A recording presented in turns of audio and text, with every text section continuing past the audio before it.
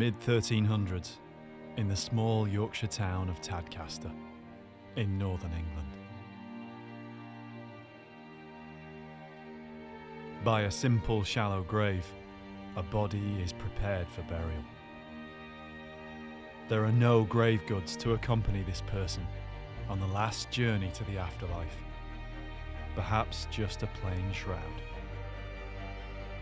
There are no clues as to who this person was, nor what has taken their life.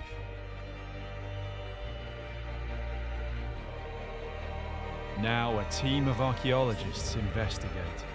They'll use all their experience and a range of techniques, the latest advances in genetic research and hard work in the ground.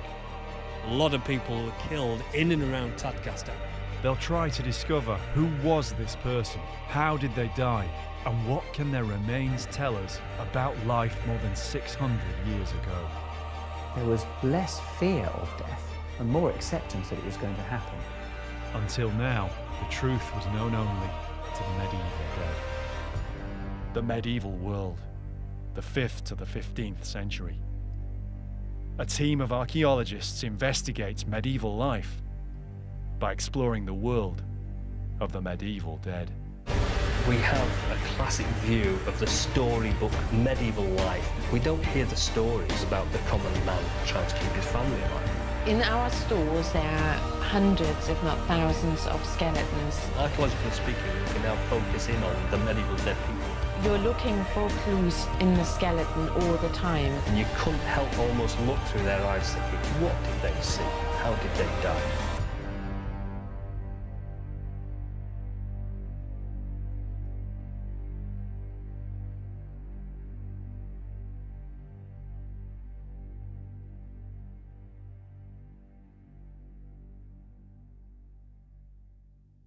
The 7th year after it began, it came to England, and first began in the towns and ports joining on the sea coasts. In Dorsetshire, where, as in other counties, it made the country quite void of inhabitants, so that there were almost none left alive. And finally it spread over all England, and so wasted the people, that scarce the 10th person of any sort was left alive. So a chronicler wrote of what befell England in the 14th century. It was a pivotal time in the Middle Ages, across the whole of Europe. The medieval town of Tadcaster, 15 miles south of York in northern England, was no exception. The Yorkshire landscape is prosperous now, but it veils the many years of hardship and suffering that ordinary people endured just to get through their daily lives. The average life expectancy was around just 30 years. Things then were bad enough without war, poverty, famine, and disease. It's all dirty backgrounds, people walking around in the mud, the dirt, and the lower echelon of society is roughing it. And it wasn't very pleasant. It's easily a third world environment as we would see it today. People living at a subsistence level, hand to mouth, farming at a very basic level. Even when they farm for somebody else, the majority of the crop would go to the church and the state. So again, it goes back up out of their system.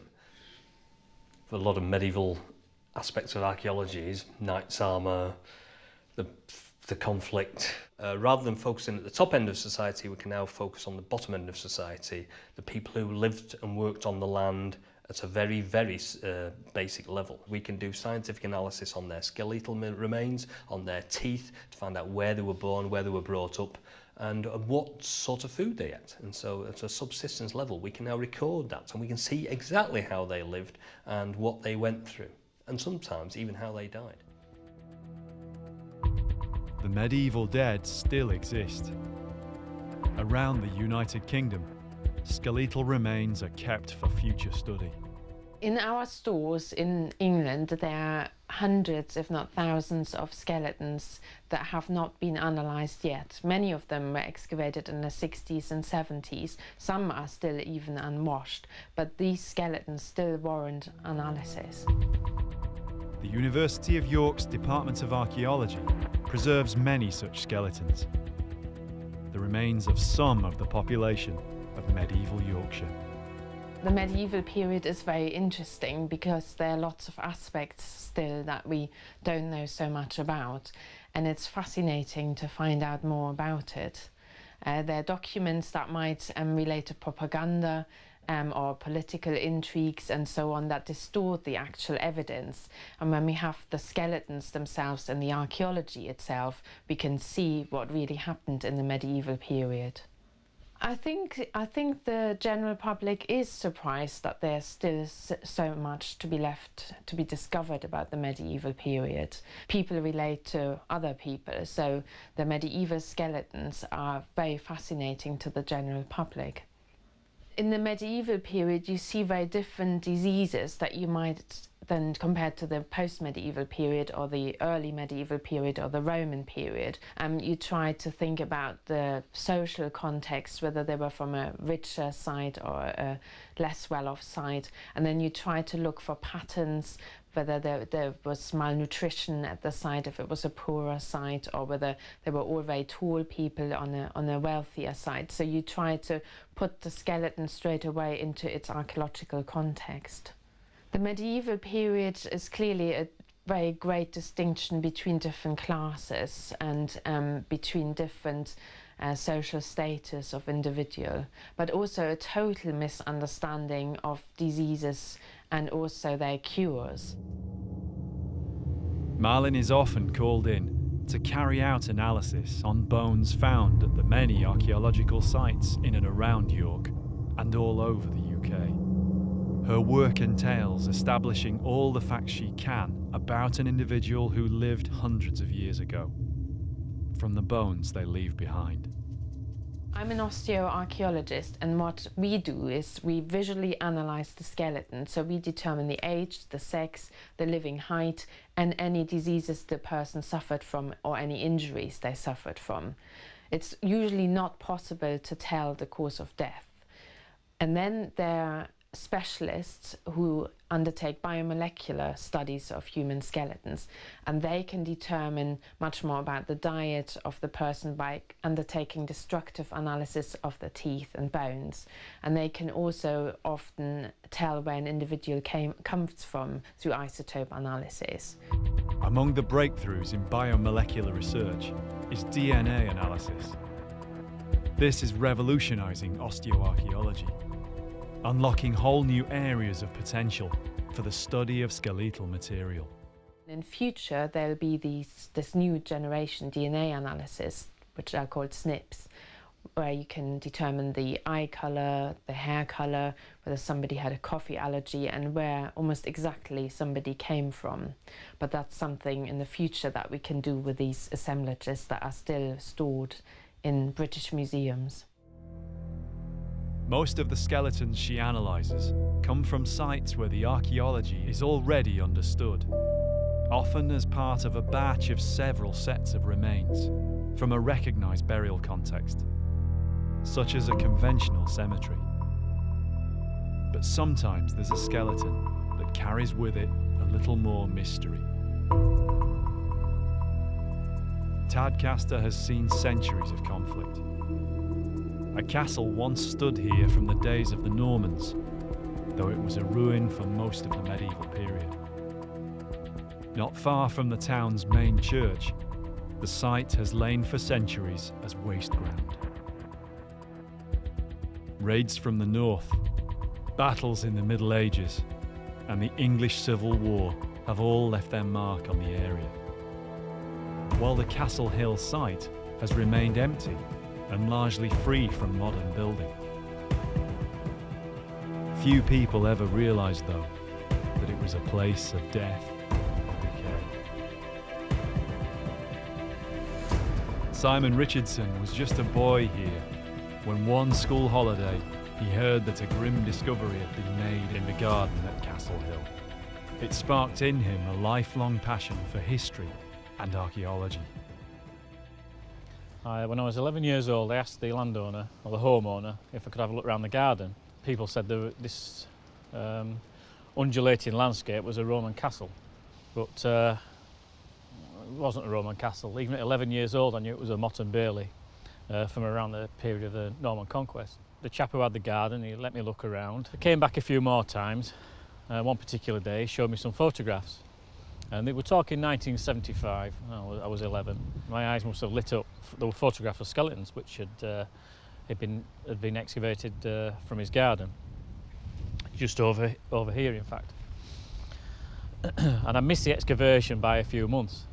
And it turns out he found a bone whilst digging a small vegetable patch. It went to the police and then to the coroner. And they decided that there were human remains. It was a bone from the arm. The remains they'd found were very, very old. They investigated a few areas within the garden, and I think they turned up about 12 individuals. I remember one specific photograph, and it was of a skull, and it had a rhomboid hole in the side of its head, which is like sort of a squat diamond shape. So it was all very, very interesting, and I came for quite a number of years, and I found a large amount of pottery, mainly medieval, but quite a bit of Roman. But I also found some musket balls, which had been eroding out of the slope on the motte over there. And they were from the Battle of Tadcaster, which was 1643. As Simon's enthusiasm for archaeology grew, he kept going back to Castle Hill to help where he could, as the local historical society explored the site. But then almost 2 decades went by, and after a change in ownership, Simon found the site little resembled the place he knew from childhood. Quite some number of years later, I came back to the garden and I was totally taken aback by what I saw. The garden was completely overgrown. I was asked to come down and clear the grounds. It was a huge task and it took some weeks.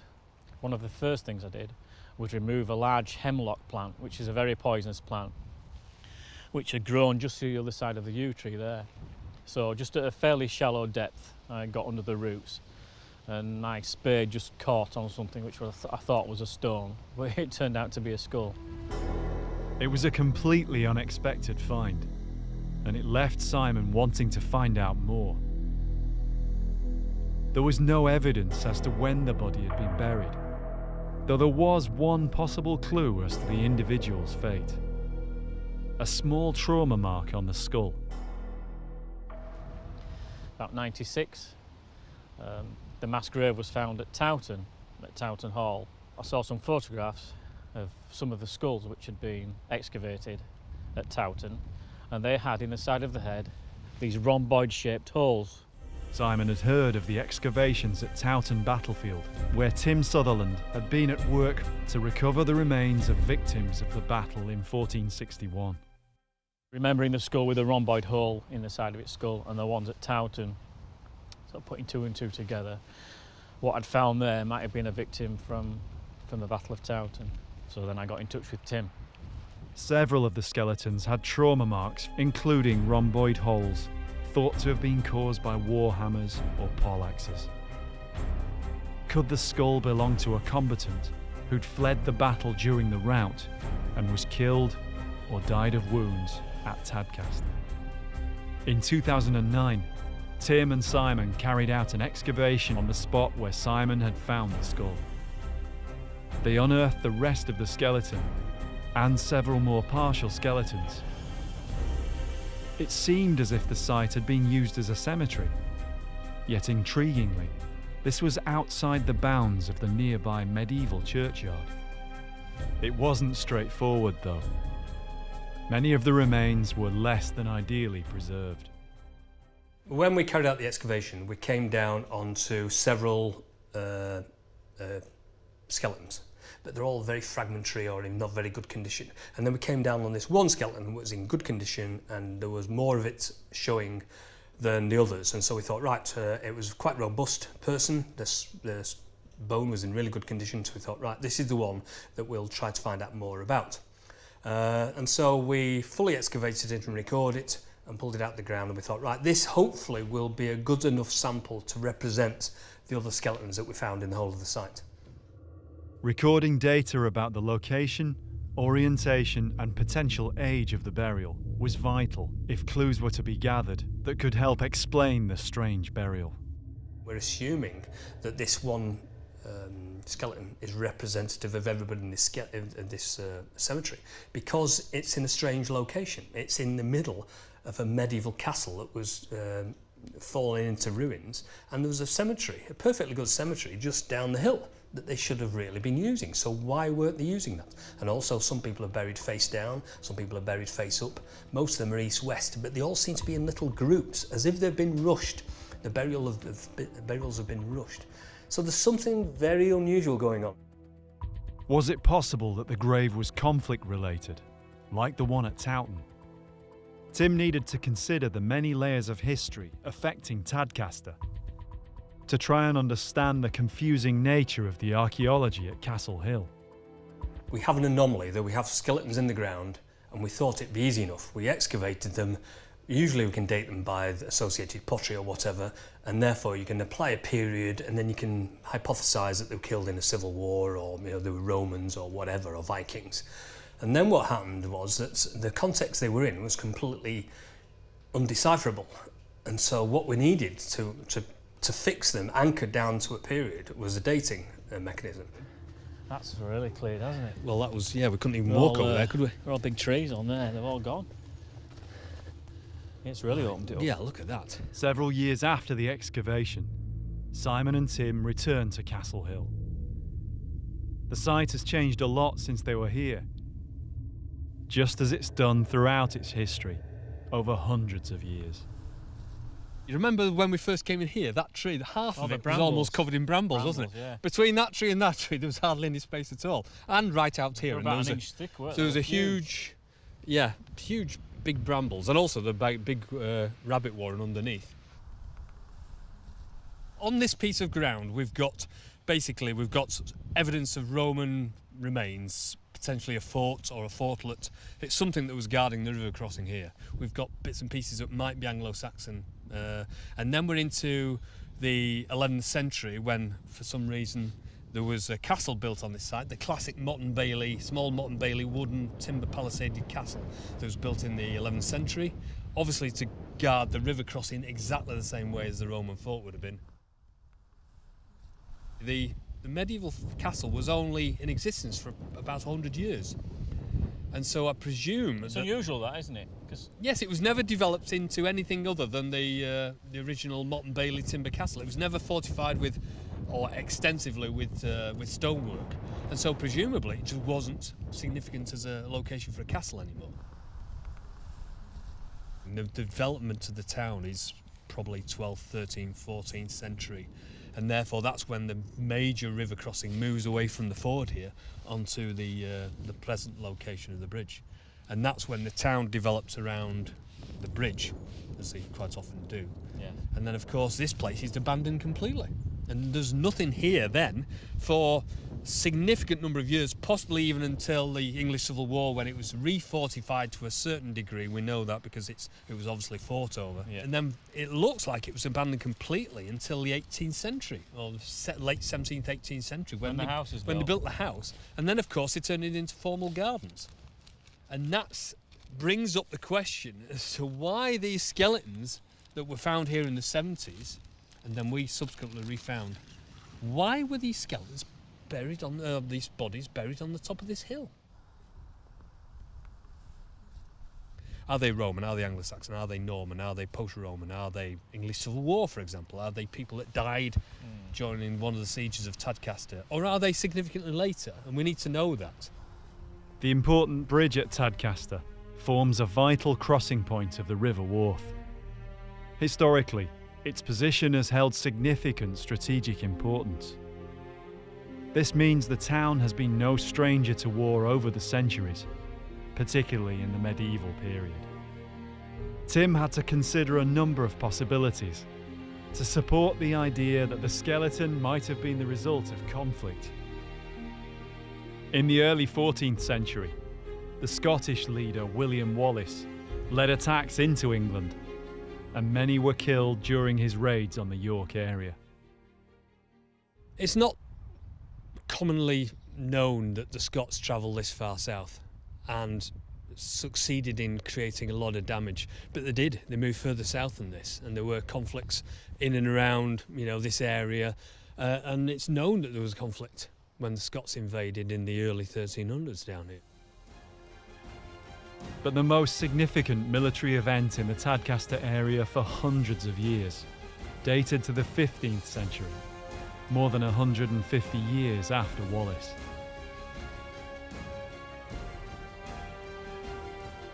In 1461, thousands of men fled through the town, routing from the Battle of Towton, just a few miles away. One of the reasons we thought there may have been a cemetery here is the extension of the cemetery needed when, in 1461, after the Battle of Towton, there was a significant route between Towton through Tadcaster on the way to York, which is on the same route. And what happened is that significant numbers of people were caught because the bridge had been broken by the Lancastrians in order to stop the Yorkists invading York. And so what happened is there's a lot of people who were killed in and around Tadcaster at the time. We know this from the documentary evidence. And we thought, well, potentially this could be a cemetery associated with the dead people that were caught up in the Wars of the Roses. And of course, by dating the skeleton to potentially the mid-1400s, it might have been the case that that was what has happened. Ascertaining why the skeleton was buried here was not going to be simple.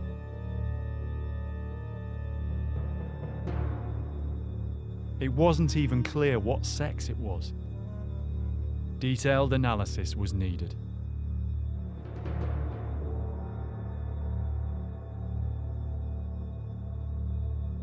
Malin Holst was asked to carry out the osteological analysis of the Tadcaster skeleton. There are certain individuals that really stick out, partly maybe because they have unusual pathology or because they have a particularly well-preserved skeleton, but some you really connect with and you feel for them if they suffered, or you see what circumstances they were buried under and you're trying to understand the reasoning behind that. So some people you really do connect with. The bones were strong and solid, showing signs of a relatively long life of hard work. What's more, the bones appeared to be those of a woman. This meant the skeleton couldn't be that of a soldier. But could the victim still have been in the grave as a result of conflict? A clue on the skeleton at first caused Tim to speculate the woman might have died through being caught up in a battle, or its aftermath. One of the marks on the skull, as Simon had found, seemed to indicate trauma and injury. We initially thought there was some head trauma. It looked like a blade wound on parts of the skull.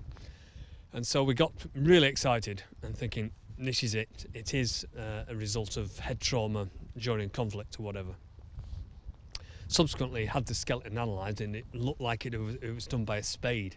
And of course, these skeletons are just below the surface. So of course, obviously with a little bit of overactive digging, you could cause some damage to the skeletal material.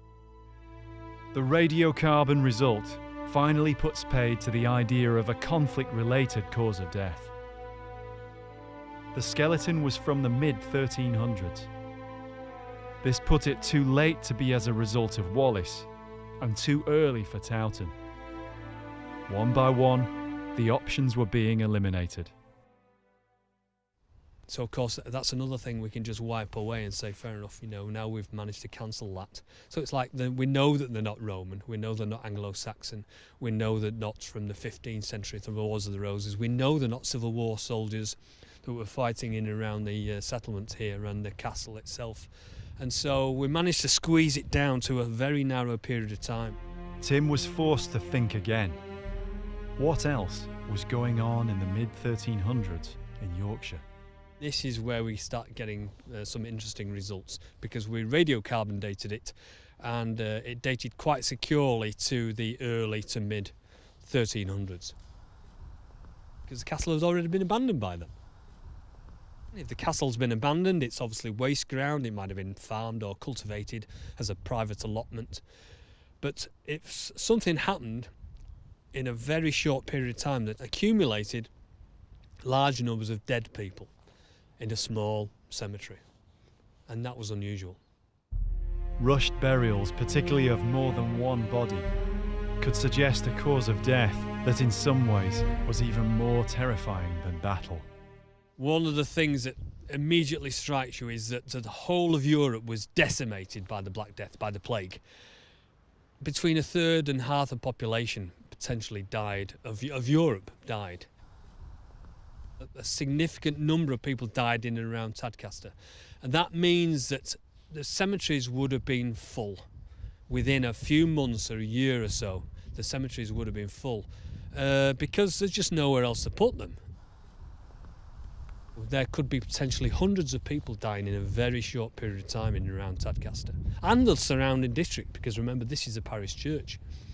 And so, of course, it attracted a lot of people from in and around Tadcaster, significantly distant from Tadcaster itself. And so they would have been drawn here to be buried after their life had ended.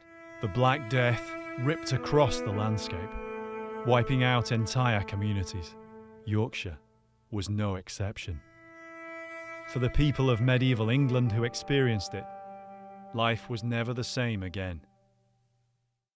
Piers Mitchell lectures in biological anthropology at the University of Cambridge.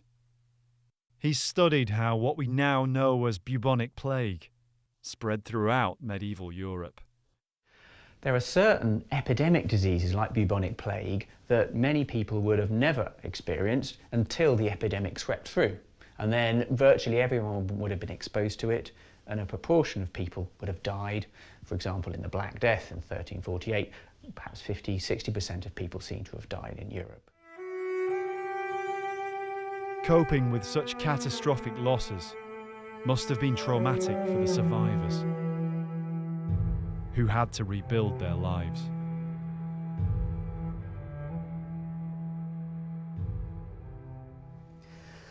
We have to remember that in medieval Europe, attitudes to death were somewhat different to what they are now. Religion was very important, and the place of the church was very important. So, although no one particularly wanted to die, there was a much stronger thought that what's important is that you live your life so you go to heaven when you do die. So, unlike today, there was less fear of death and more acceptance that it was going to happen, and people were taught by the church that what's important is when you did die, you'd lived a good enough life to go to heaven. And so there were slightly different attitudes to disease and different attitudes to death.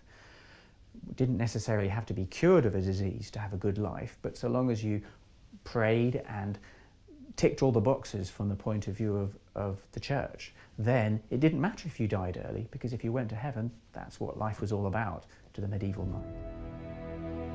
The Black Death outbreak in the 14th century killed large numbers of people very quickly. Up to now, the only known evidence for mass deaths of this kind is from London. Could the comparatively small number of skeletons at Tadcaster also be a result of the plague? The problem is we assume that the individuals from the Black Death were buried in massive pits. Well, a lot of that wouldn't have been possible in normal churchyards. They were usually packed with remains, so it's likely that a lot of these plague pits were actually not in consecrated ground, or were in ground that was later consecrated. And I'm sure there have been assemblages found in Britain where the assumption has been that they are plague cemeteries, but it hasn't been proven. Malin set about finding how to verify whether the woman had died from Black Death, and a recent discovery in bioarchaeology provided the means to do so. DNA analysis techniques have developed dramatically in recent decades. Caused by the Yersinia pestis bacteria and transmitted to humans by the fleas of infected rodents, bubonic plague, or Black Death, is a pathogenic killer. Though Yersinia pestis was discovered in 1894, its genome has only recently been decoded.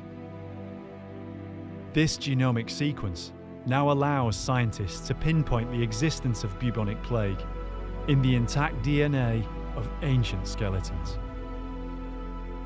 Michelle Mundy is an expert on analysing the biomolecular structure of archaeological specimens. When we have a skeleton and we can look at it morphologically, we can say certain things about it. And then if you want to get down to the molecular level and look at DNA, what we can look at different genes. We can say, more or less what colour eyes someone might have had in the past. We can look at skin tone. We can look at things like whether they had runny earwax or not. These are all genes that we know what they do, so that we can look for them. We can look for the genetic changes that cause these particular features to arise in your body. All of these things will tell us something about a person in the past. They might not have actually manifested them completely, so we might be able to say this person has the gene for this, but we don't know how much that was actually manifested in their actual life. I don't think we'll ever definitely get to that. There's a difference between what's in our genetics and what we actually did throughout life. So a lot of what we look like and our personalities is, as you know, half about what's in our genes and what's in our lifestyle, how we've been brought up. Malin visits Michelle to find out more about the skeleton from Tadcaster.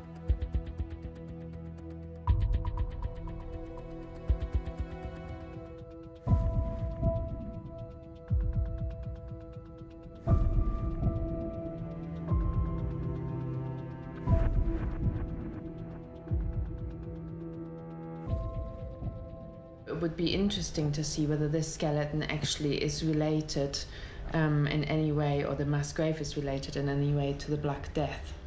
What's inside is what we're actually going to be sampling, which is the dental pulp, which is right in the centre of the tooth. So what the specialists will do when they actually have the tooth, they'll probably cut it all longitudinally down the middle and scrape out with a small dental implement the pulp that's inside and use that for the DNA.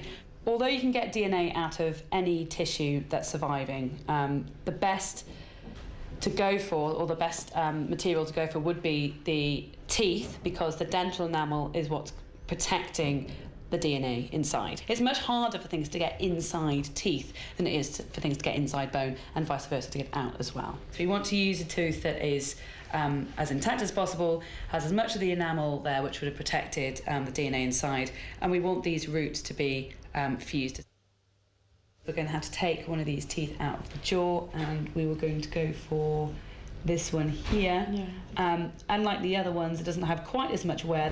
There is a bit of wear on the top there, but hopefully that hasn't actually reached the dental pulp inside. So that's probably going to be the best one for the job. So we're going to go for the site code TADCH09. And we're going to go for pestis, Yersinia pestis, which is the causative agent of the Black Death.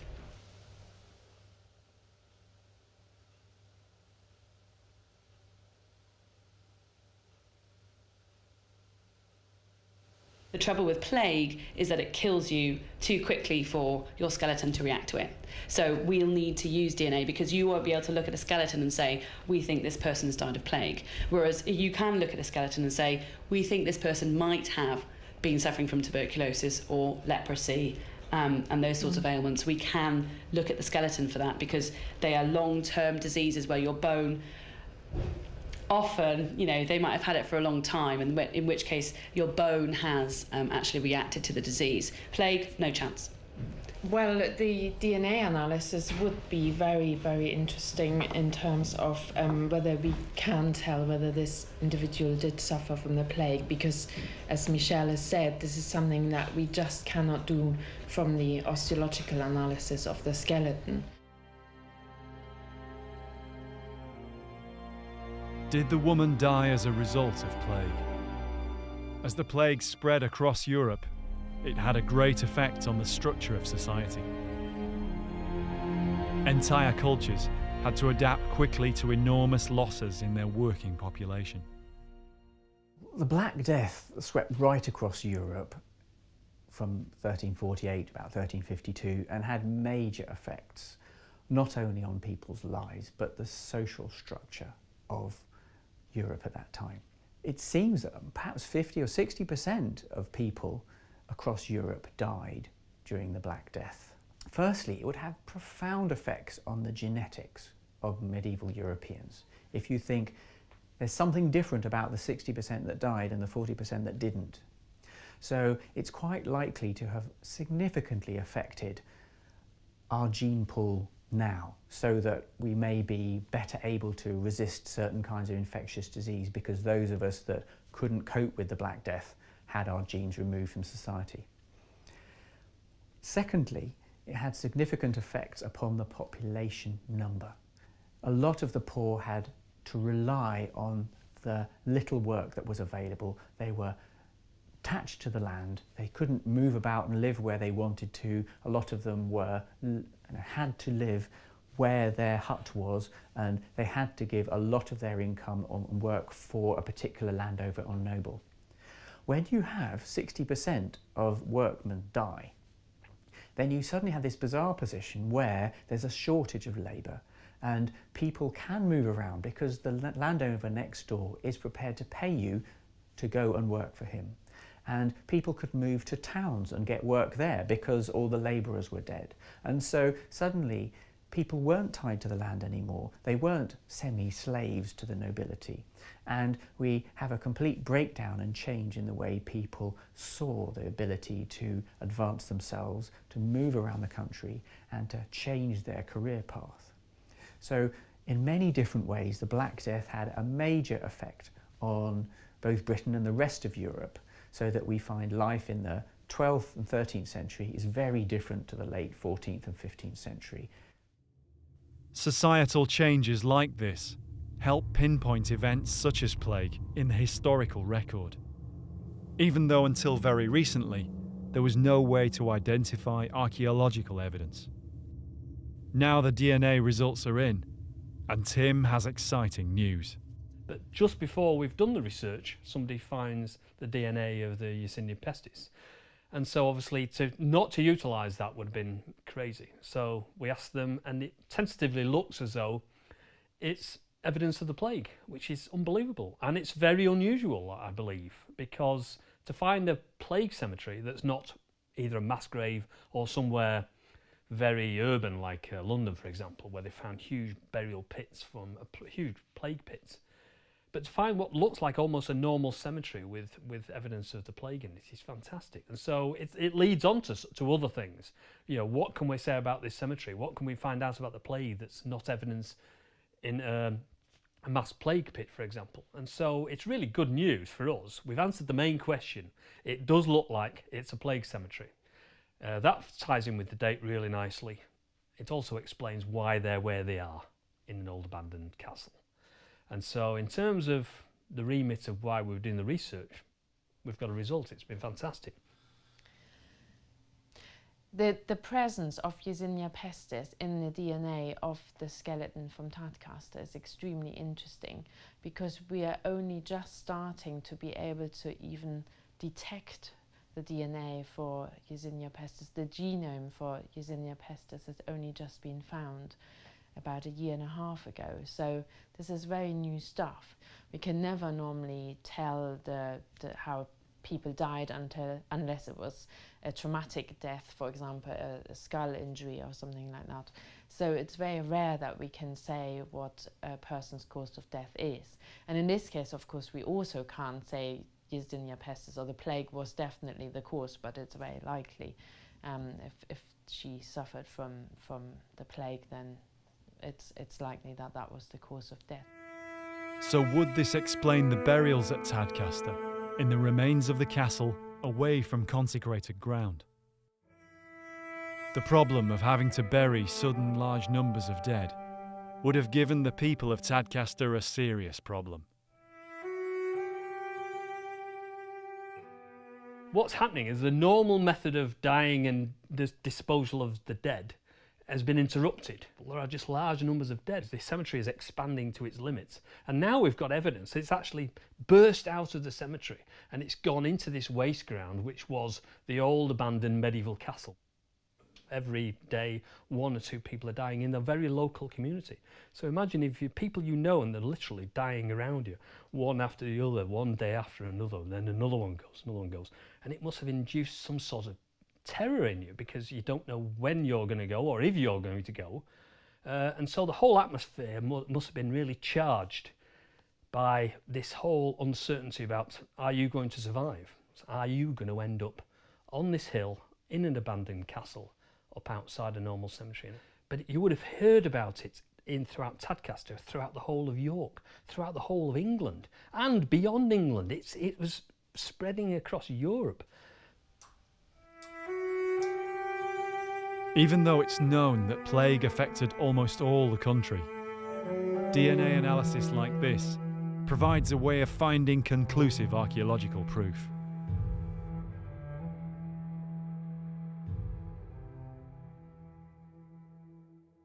There's only really one known plague cemetery in Britain, and that's Smithfield in London, where it was always suspected that actually these were plague victims, and the individuals are buried in large pits. So it could have also been another disease, but that was proven very recently that these appear to have had the plague. So this is really only the second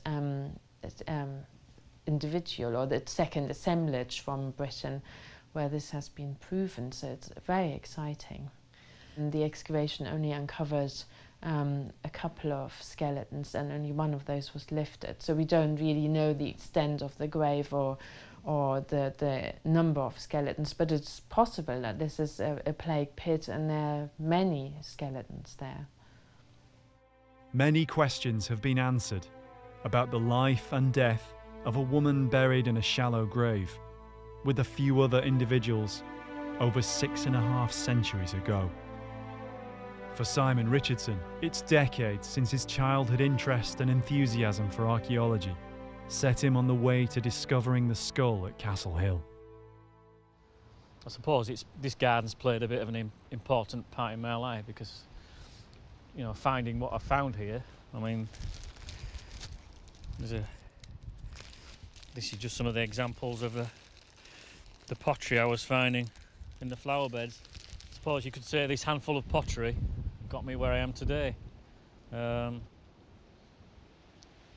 fortunate enough to work on battlefields and other medieval sites around Britain and Europe, so I have a lot to be thankful for.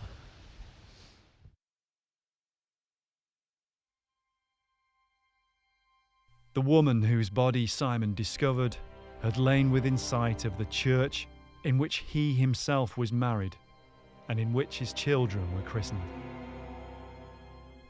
It's a reminder that the archaeology we find in the ground is often all that remains of the trace of a human life.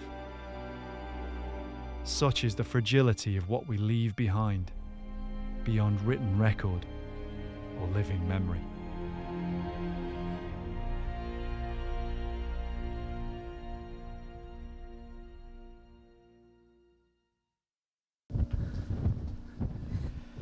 Wow! I've never expected that. Crikey. I've lived in Tadcaster over 40 years and I've never expected to see it like this.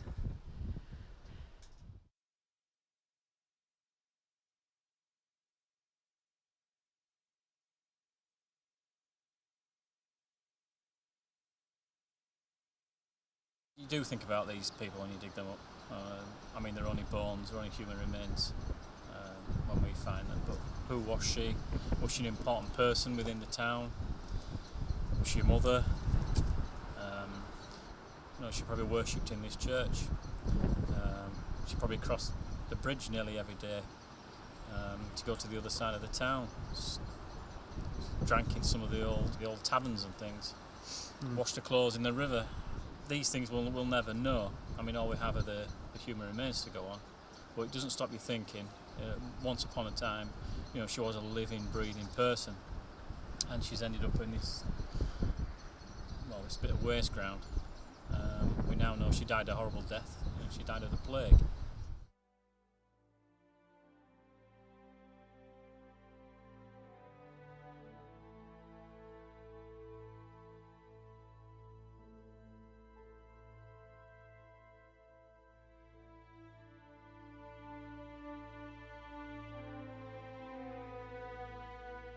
If I had knocked on the door all those years ago, when I was 11 years old, she'd probably still be laid there in the ground, undiscovered.